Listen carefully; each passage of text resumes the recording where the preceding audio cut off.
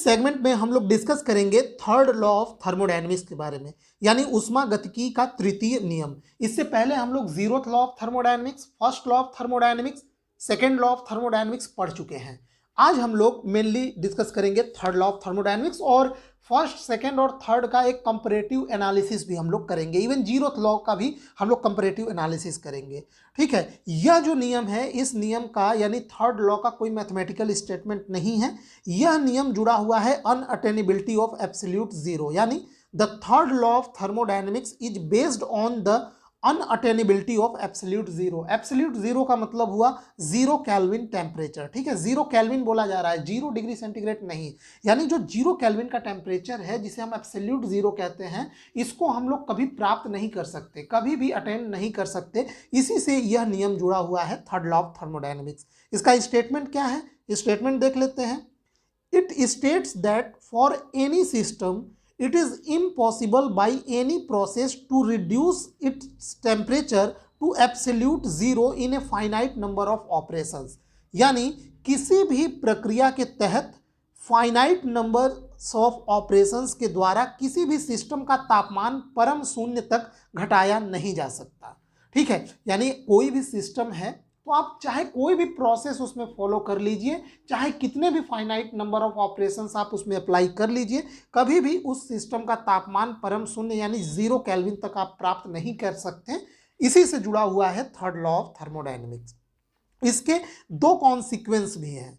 To important consequence of the third law are, पहला, heat capacity of a system vanish at absolute zero, यानी absolute zero temperature पर किसी भी system की heat capacity vanish हो जाती है यानी समाप्त हो जाती है।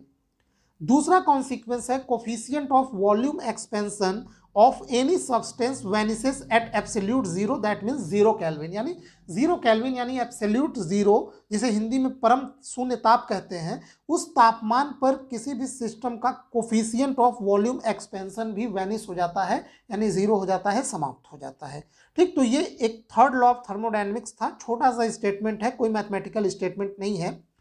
जबकि आपको फर्स्ट लॉ ऑफ थर्मोडायनेमिक्स में बताया गया है कि वो सिंपल एनर्जी बैलेंस बताता है। जैसे फर्स्ट लॉ ऑफ थर्मोडायनेमिक्स का अगर मैं मैथमेटिकल स्टेटमेंट लिखूं तो D Q is equal to होता है D W plus D U, यानी अगर किसी सिस्टम को आप डी क्यू हीट दे रहे हैं तो इस हीट का कुछ पार्ट वर्क में कन्वर्ट होगा और बचा हुआ पार्ट उसकी इंटरनल एनर्जी बढ़ाने में खर्च हो जाएगा। जैसे एग्जांपल मान लीजिए 100 यूनिट का हीट मैंने किसी सिस्टम को दिया, उस सिस्टम ने मान लीजिए 70 यूनिट हीट वर्क में कन्वर्ट किया और बचा हुआ 30 से उसकी इंटरनल एनर्जी बढ़ गई, तो इधर भी 100 होना चाहिए और इधर भी 100, यानी सिंपल ये एनर्जी कंजर्वेशन लॉ पे बेस्ड है, ऊर्जा संरक्षण के सिद्धांत पर बेस्ड है फर्स्ट लॉ, जो सिंपल एनर्जी का बैलेंस बताता है। लेकिन फर्स्ट लॉ ऑफ थर्मोडायनेमिक्स के कुछ लिमिटेशंस भी हैं, जैसे कि फर्स्ट लॉ ऑफ थर्मोडायनेमिक्स यह नहीं बता पाता है कि हीट का फ्लो किस डायरेक्शन में होगा, स्पॉन्टेनियस या यूं कह लीजिए कि जैसे हीट का फ्लो गर्म वस्तु से ठंडे वस्तु की ओर होती है स्वतः तौर पे, तो क्यों ठंडे वस्तु से गर्म वस्तु की ओर हीट का ट्रांसफर नहीं होता है, इसका जवाब फर्स्ट लॉ ऑफ थर्मोडायनेमिक्स नहीं दे पाता है।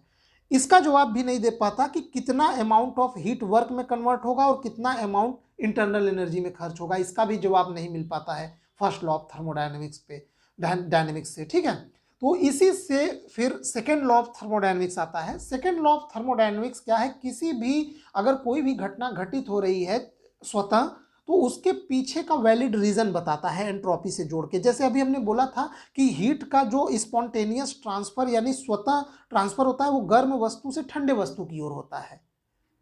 ठीक, तो यह प्रक्रिया क्यों पॉसिबल है, क्यों इसका रिवर्स पॉसिबल नहीं है स्वतः, जैसे ठंडे वस्तु से कभी भी हीट गर्म वस्तु की ओर नहीं जा सकती, इसका आंसर मिलता है सेकेंड लॉ ऑफ थर्मोडायनेमिक्स से। यानी एक तरह से सेकेंड लॉ ऑफ थर्मोडायनेमिक्स जो है वो हीट के फ्लो का डायरेक्शन निर्धारित करता है, जबकि फर्स्ट लॉ सिंपल केवल हीट बैलेंस निर्धारित करता है, एनर्जी बैलेंस। ठीक, तो सेकेंड लॉ ऑफ थर्मोडायनेमिक्स का मैथमेटिकल स्टेटमेंट आप सभी लोग जानते हैं, वो क्या होता है, होता है change in entropy delta S is equal to given heat D Q या delta Q upon temperature T. ये सेकेंड लॉ ऑफ थर्मोडायनेमिक्स का मैथमेटिकल स्टेटमेंट है। और थर्ड लॉ ऑफ थर्मोडायनेमिक्स हमने अभी अभी देखा कि यह अनअटेनेबिलिटी ऑफ एब्सोल्यूट जीरो टेम्परेचर से जुड़ा हुआ है। ठीक, तो ये एक छोटा सा सेगमेंट था थर्ड लॉ ऑफ थर्मोडायनेमिक्स के बारे में। इस सेगमेंट में बस इतना ही। वीडियो देखने के लिए आपका बहुत बहुत धन्यवाद।